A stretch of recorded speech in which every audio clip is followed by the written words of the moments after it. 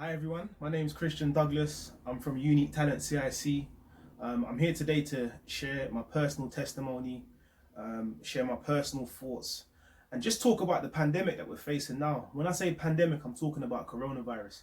I'm going to keep this video short, sweet, to the point. I'm hoping that you can take something away from it. It's been challenging for me. I don't know how it's been for yourself. You know, my wishes are well for everybody out there that are going through this difficult time. This is history, man. I don't even know what to say. This is history. It's deep.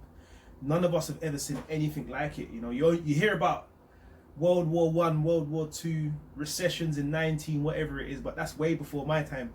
I don't know about you, but you know, so this is quite interesting. This is one that my generation, the generation of now, will be able to tell their grandkids about, and hopefully we don't face anything like this again. And in the worst case scenario, hopefully we're prepared for something like this that comes again in the future. So, like I said, I'm from Unique Talent. I've been working with a company since 2012. We're a community interest company based in South London. You know, it's set up and founded by 3 members of the local community, Michael, Russell, myself. And we've dedicated our lives, we've volunteered our time to make a difference to the community because we care about people, we're passionate about our community. And as my colleague Russell says, we want to make the community a better place where people can become valuable members of society. That's his key word. So big shout to Russell, big shout to Michael, big shout to all the team, Jerome, Joanne on the team. We've got all the team members, we've got James, we're building a good team, we've got a good structure. If you ever want to find us, we're down at Vestry Hall. I'm going to get straight into this, I'm not going to waffle too much. We've entitled this one, Stay Safe. And like I said, I'm going to share my personal story to get into this as well. If you ever want to get in contact with us or get any advice and guidance, you can phone us. All the details are on our Twitter, all the details are on our website. You can get hold of us on info@uniquetalent.org.uk. Twitter, uniquetalent_UK. Our YouTube page where this video is uniquetalent_4. And then our Instagram is Unique Talent CIC. So catch us on one of these platforms. Like I said, I'm going to give you my testimony. In 2011, I came out of custody through the criminal justice system, and I came out of nothing. You know, spent a long time away from my family, from my loved ones, and that was difficult. And then when I came out to debt, bank account in the minus, having to start from fresh to build myself with new qualifications, building a new positive circle of association. And one of the biggest blessings was finding God. That was a big blessing for me. Having faith, having hope, and you know, that's something that we need during these times. We need something to cling on to. We need hope, we need faith, we need something to guide us through these situations. So whatever you can cling on to, if you do have faith, I encourage you to tap into that. If you do have hope in the future and there's anything you can tap into, I do encourage you to get hold of that and really encourage yourself as well. Another big blessing for me was meeting my colleagues on the team, Russell, Michael. They encouraged me and we came together and bucked our heads and got this thing off the ground. And another encouraging thing that really helped me turn my life around was my wife, who was my partner at the time. And we had a beautiful child at the time as well. We built a family and we're doing really well. Married, we've got our home and we're building ourselves up as well. So things have taken a 360. So, you know, even though you go through dark situations, there is light at the end of the tunnel. But I want to tell you now, when I was in that dark place, sitting in 4 walls with no hope around me, it was hard. It was hard, you know, and in those situations, you need hope. For me, that was faith. But, you know, for anyone else who doesn't have faith or anything like that, I would encourage you to seek faith. But, you know, if you don't have that, you know, have something to look forward to in the future. What do you have to look forward to in the future? Post the pandemic, post the situation that you're going through now. You know, that could be a job. That could be becoming a millionaire one day if that's your ambition. That could be building your own family and having a wife and having children. You know, so I'd encourage you to always write down your goals and have something that you can look forward to, because that's what keeps us going at the end of the day. You know, and you know, I made some silly mistakes as a young kid growing up in a council estate. You know, things were normal. Committing crime was normal. Kicking doors off was normal. Robbing shops was normal. Selling drugs was normal. All these things are normal. I didn't know any difference, to be fair, and that's not an excuse for my behaviour. But I got involved with some things. When I look back at it, I'm really embarrassed by some of the things I was involved with. You know, and I'm just trying to turn my life around now to encourage people to know better. I really want to encourage everyone to have a vision, have a goal, have something you can cling on to, have something that gives you hope for the future, something that will give you something to work towards for the future. You know, like I said, for me, that's my faith, and that's my family. You know, that's my business, and my future ambitions as well. These are the things that get me up in the morning and keep me going. And without these, you know, what is, you know, it's really difficult to get going and and be driven, if you haven't got those underlying goals. And you know, everyone has an ambition. You know, from a childhood, we want to be footballers, we want to be doctors and nurses. So I really want to encourage everyone to pursue your dreams, man. Write it down on paper, and you know, aim for the skies. And if you get anywhere close to it, it's still a success. So I really want to encourage that. You know, so like I said, I went through the criminal justice system myself, through making mistakes and being influenced by money, and not willing to be patient and take things, you know, in strides. You know, take small steps towards big goals. And for me, it was rushing things and being impatient and taking things into my own hands drastically and being quick with things. Thankfully, you know, I was able to learn. I was able to reflect and think about where I went wrong. I was able to think about the things that meant the most to me: family, my mum, my loved ones. And I was able to put things correct and get things on the right path. And we're here today. You know, we're running a wonderful company where we're helping people who've been through what I've been through, and what my colleagues have been through as well. And one of the key things as well in our company, Unique Talent, is we're preventing people from getting involved with crime as well. And we do that by sharing our experiences and giving people the reality behind what really happens in gangs and knife crime and serious youth violence. So, you know, I just want to encourage everyone: have a vision, have a goal, have something to cling on to, have something to look forward to. That is my testimony in a nutshell, and I won't go into too much detail, but you know, I'd encourage you, come out to future workshops that we invite. Look on our website, get in contact, come out, invite yourself out, give me a phone call, and we can continue the conversation there as well. My current take on the current situation. So, you know, I think we're nearly 3 months into the lockdown since Boris Johnson announced the lockdown on the coronavirus, COVID-19. You know, I didn't see this one coming. It's been a challenging year for me anyhow, but I didn't see this one coming. So what's my take on it? You know, this is unforeseen. You know, the UK could have been maybe a little bit more prepared, because it was, you know, I remember watching it in China and we was all sort of laughing at them and thinking it was an isolated problem, hundreds of miles away from the UK. But then it struck. And maybe in hindsight, the UK could have locked the borders down a little bit quicker. They could have acted much more quicker, more swiftly as well. You know, but this is all hindsight as well. You know, I think, reflecting on the situation, maybe the UK could have taken a radical approach, and they could have done a 4-week lockdown for everybody, apart from essential services such as doctors, nurses, and things like that. And I think that would have curbed the spike pretty quick as well. 4 weeks lockdown. I heard about countries who put in place, you know, coupons to go shopping and stuff like that. So that would have saved money as well. So no need to go shopping. And I suppose in that 4 weeks, it could have been a situation where they said to everybody, all bills are frozen, everyone will be paid, their wages as continued, which will be covered. So it's a 4-week period. And once you come out of the 4-week period, we can then go back to some sort of phases, back to normality. But that's hindsight. It's hard to say, innit? It's hard to really say. It is a serious situation. You know, I've personally lost loved ones in this situation. My uncle, Richard, died. You know, last time we saw him was February at my mum's birthday. He died on his death certificate. It had coronavirus. He was in a care home, you know, which is a sad situation. And care homes are facing a lot of problems at the moment as well. And I really feel it for anyone who has family members in care homes. It's probably a difficult time at the moment. But yeah, it is a dark situation. It's one we've got to take serious. It's one where we cannot switch off as individuals, as families. It's going to be difficult. It's going to be challenging in different ways for different people. But we have to ride through this. We have to rise up, and we have to encourage ourselves. We have to motivate ourselves. If we don't, we're going to find many people suffering with mental health issues. We're going to find many people with domestic violence situations. We're going to be finding domestics between mothers, children, siblings, and that's not, we don't want that. And later on in this presentation, I'm going to talk about what sort of things we can do to overcome those problems, such as having a routine. You know, I set a routine early on, and it's I'll talk about it in a little while. We sort of stuck to it when we started, but we've had to adapt it and just be a little bit more flexible as well. But yeah, my take on the situation is serious. We've got to rise up to it. We've got to overcome it. We've got to do our best and keep our heads up, and we've got to put things in place so we don't become a victim of this as well, because there are a series of different knock-on effects as well.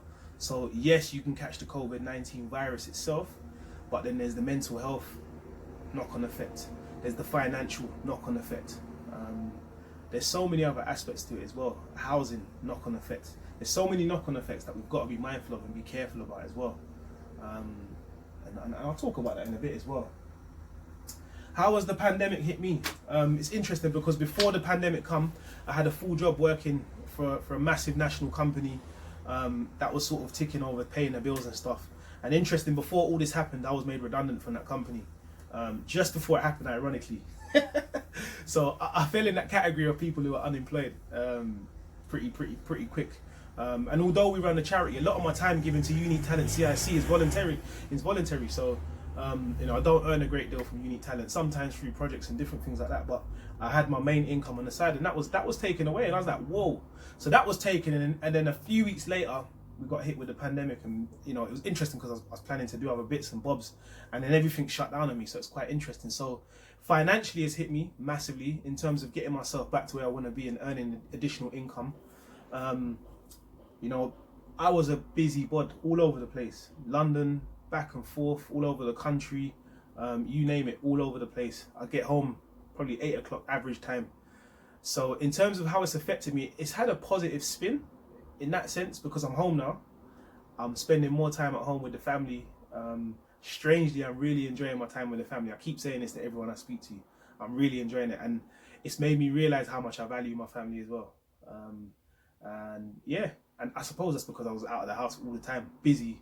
And when I do get home, I'm tired, and I've only got a little bit of time to spend with the kids. And even like weekends, I was working. And this coronavirus just brought me back to basics, man. It's brought me back to the caveman days where you literally come home and just do the basics and spend time with family and just take it easy. And that's what I'm doing, just working from home, taking it real easy. You know, we're working on some new projects, some new innovative online services. That's working really well. We've opened our advice and guidance line. That's been keeping me a little bit busy as well. People are phoning in. We're giving a positive advice and guidance online. I love that. It's really good. So yeah, that's how it's hit me really. The first 2 or 3 weeks, I was eating like a crazy guy. I was snacking away, and I thought, nah, I can't do this. I'm going to be putting on weight. And I think 2 or 3 weeks in, I weighed myself, and I was like 14, just over 14 stones. And for me, that's like an all-time high. The most I ever get to is like 13, 12. When I saw 14.3 or something like that on the scale, I was like, nah, got to sort that out. And I'll talk later about what I've done to overcome that as well. So yeah, physically, financially, in terms of family, it's been a positive on that front. So there are a lot of positives to take out of it as well. And post the coronavirus, and when we get back to normal, hopefully one day, I'm definitely going to be taking the working from home element and spending time with family, because that's an important thing.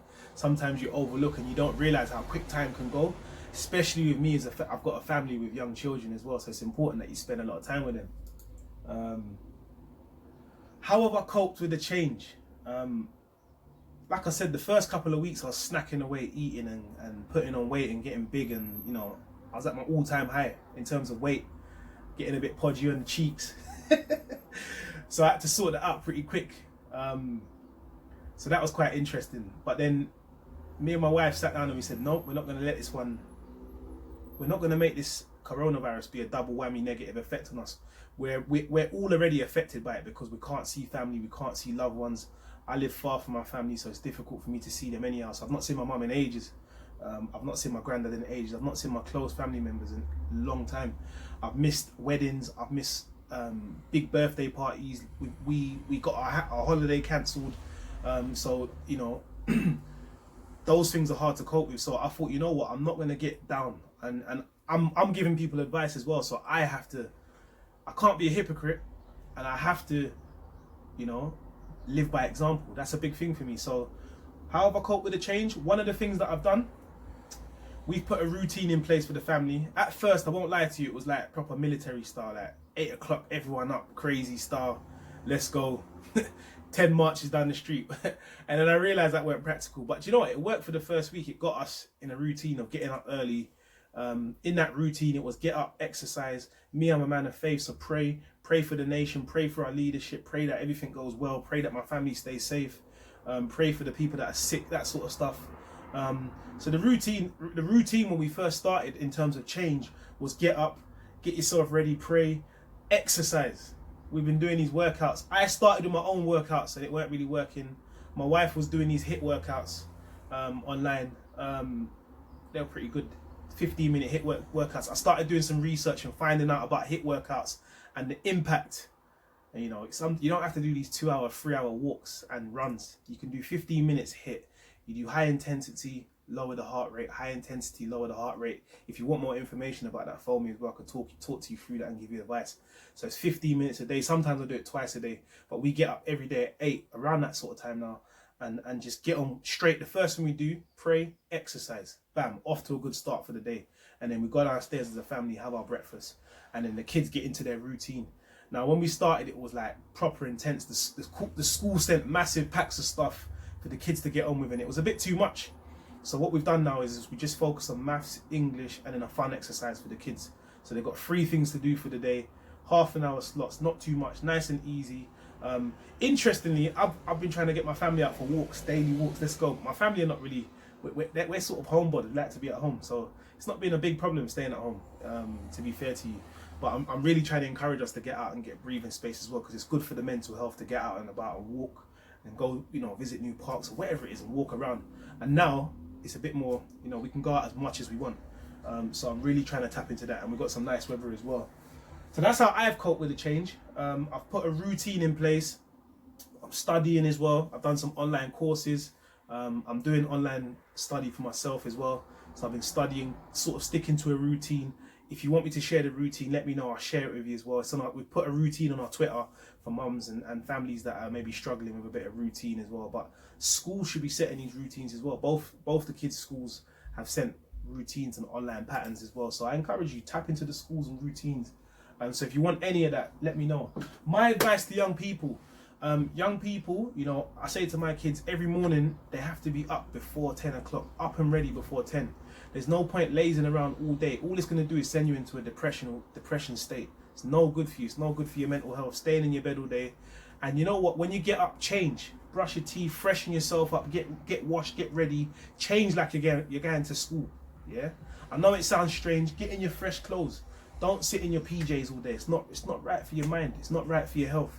Yeah, get up, get yourself ready. Even if it means you're gonna go downstairs, do not stay in your room all day. Yeah, that's not gonna help you. Staying in your room all day is not gonna help you. Get out of your bedroom, go downstairs in another part of the house. And a big thing as well, get out, go for a walk. Go for a walk. Get on your bike. Go for a jog. Go to the local park and walk around.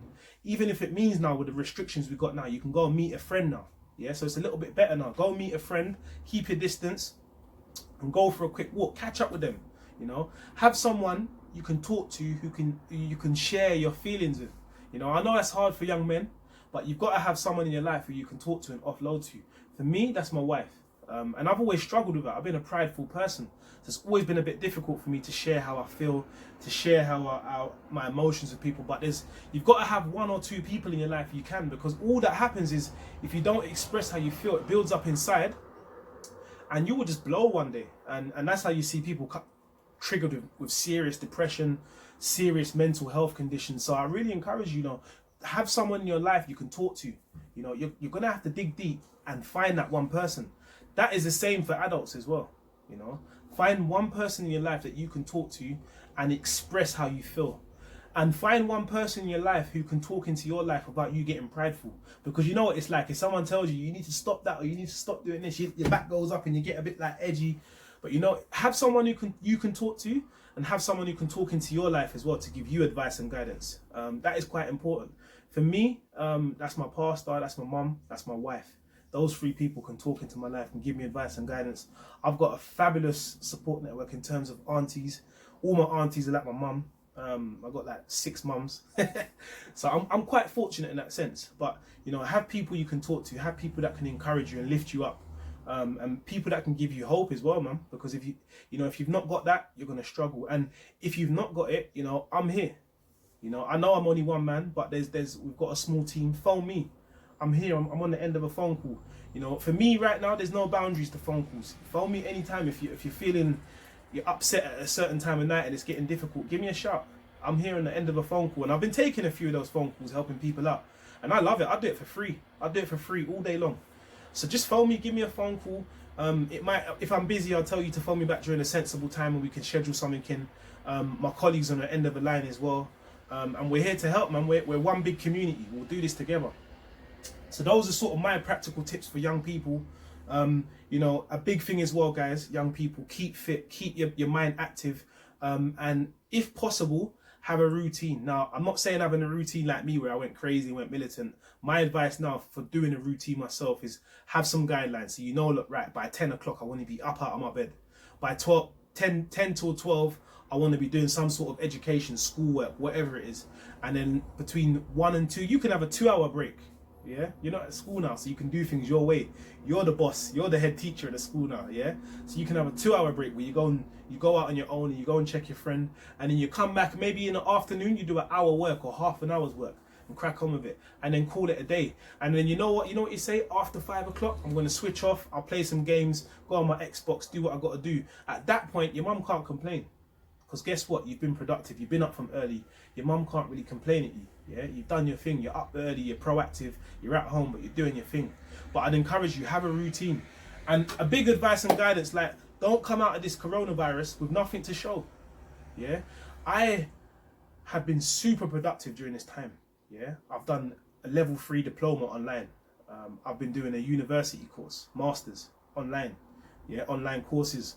I've set up a brand new business, which I'm running from home and I'm developing now. And I'm just about to get into the process of marketing and establishing that business. It's been keeping me going. Yeah. I've got other stuff going on that's keeping me busy as well. And most importantly, I'm running Unique Talent and getting involved with stuff there. And that's keeping me busy as well. And I love it. So I'm keeping busy. And then also, when I've got a bit of time in the daytime as well, I'm doing a few lessons with my kids as well, which is nice. Doing a bit of maths and English and testing myself and challenging myself to the core. But when I come out of this and I meet up with my friends and my family again, and they say, what have you been up to? Busy. You know, another thing I've been doing is doing up another house that I bought. So I've been decorating, painting. I've been watching YouTube, learning how to tile, learning how to all sorts of stuff. I've been doing everything. Like Mr. DIY now. Like there's been jobs in my house that ain't been done for years. I've got it done now. And I'd encourage you, there's things in your house that need doing. Don't walk past it, get it done. If a wall in your house needs painting, go and get some paint and paint that. If a door in your house needs screwing on and fixing, go and do it. And that leads me on to my next one for adults. It's adults, we have to live by example. We have to be testimonies, living testimonies to our children and to those around us. There's no point you setting a routine for your kids or giving advice to other people if you're not doing it yourself. So I encourage you, as I am, whatever I'm saying to you today, I'm doing myself. So I wouldn't say anything on this camera that I'm not doing myself. And one of the key things for me is I've got a routine, and I encourage you to have a routine as well. There's no point you telling your kids to have a routine if you've not got a routine. One of the things I learned early on as well is my routine was clashing with the kids' routine. So I had to adapt it a bit and be flexible with it, just so it's not clashing too much, because I wanted to be there to support them as well. So have a routine that complements your kids' routine as well. So maybe it might be you set them an hour's work or half an hour's work, and in that half an hour you're doing a bit of online work as well. Or you're actually learning with them. Who knows? Adults, as I said to the young people, exercise. Adults, we have to exercise. And you know the key for adults, be up before the kids. Be up before the kids. Let them hear the noise in the house. Let them hear the parents being productive. The mum's up 8 o'clock working out. She's opened the door, she's freshening up, the house is clean, ready to go. So we have to live by example. That's a big thing, man. And then also, as I said to the young people, it's very similar. Have someone you can talk to. Have someone you can talk to if you're struggling with advice and guidance for your kids. Give me a call. I'm here to help as well. Give your close friends and family a call. And you know, be on your kids' back. Encourage them. You know, don't be too naggy. We got to understand that it's difficult times, but continue to be persistent. And when you're giving them that encouragement, show them love at the same time. And I suppose another big thing that I want to share is listen to your kids. Listen to how they're feeling. Listen to what they're saying to you. Listen to what advice and guidance they want from you, because that's quite crucial. You know, listen to what they're going through. And even if it means there's long points where you're not saying anything, just listen, hear them out. You know, this has probably been the best time in terms of communication with our kids. That we're building a good bond, a good relationship, and I'd encourage you to do the same. Yeah. So what's next? From what I'm seeing at the moment and my analysis of the situation, just be aware this is my own take on it. Everyone else has a different opinion. My own take on it is, you know, I think we've got another. I think majority of kids ain't going to school until at least September. I'm going to be honest. That's what I think. I know they've said they want some of the kids to return to school. They said reception year 1, year 6, and I think they said year 10. I think all the kids are going to go back potentially around September. They talk about the R rate, which is the rate of infection. If that doesn't go below 1, then things ain't going back to normal. Basically, if it goes above 1, you know, things are going to be locked down even more. So there's a potential of a second spike. So just be mindful of that as well and prepare yourself for that, because if that does happen, we could go back into lockdown, like the phase we had before where there's no contact. So just brace yourself for that and have your routines ready, because we don't know if this thing's going to spike. The biggest thing to be aware of is there's no cure for this at the moment. So because there's no cure, we have to be ready, because if there's no cure, they cannot let us loose. There's no cure because there's another risk of a pandemic again and an outbreak, and we just got to be mindful of that as well. I personally think I like my holidays. My wife likes my holidays. I personally think we're not going to be going on any holidays for the foreseeable future. I think this year holidays is written off. I know other countries are talking about inviting people for holidays and stuff like that as well, but to be realistic, I don't think there's going to be holidays this year. I don't think there's going to be football this year.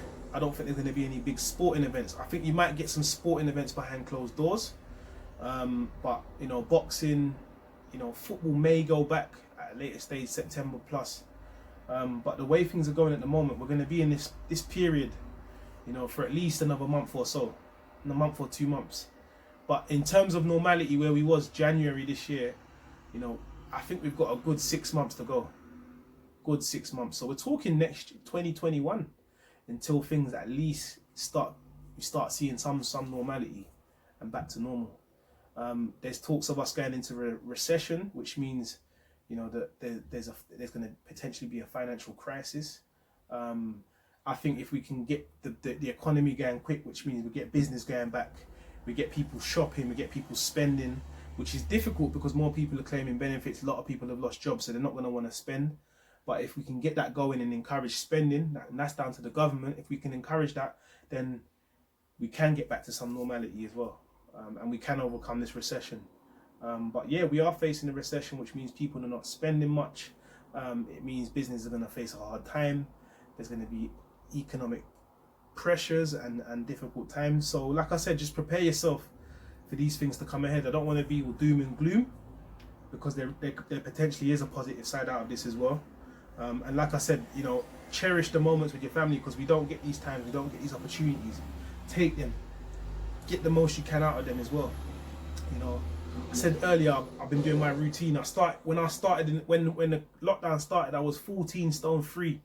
I brought myself down to, by exercising every morning and eating healthy. Don't tell no one, I've been doing slimming more than my wife to keep that one low. By doing this every morning, I've brought myself down to 13 stone 5, which is nice. I feel more healthy. People saying I'm looking more healthy. I feel good at this weight, I'm not gonna lie. And I'm probably gonna keep myself around this weight, do a little bit of weights and just keep myself in this healthy category. 14.3 don't feel right. That sort of weight don't feel right. It feels unhealthy. I don't want to be there. Like I said, stay safe, everyone. I've kept this workshop as brief as possible. I may have waffled in a little bit. I wanted to keep it as organic as possible.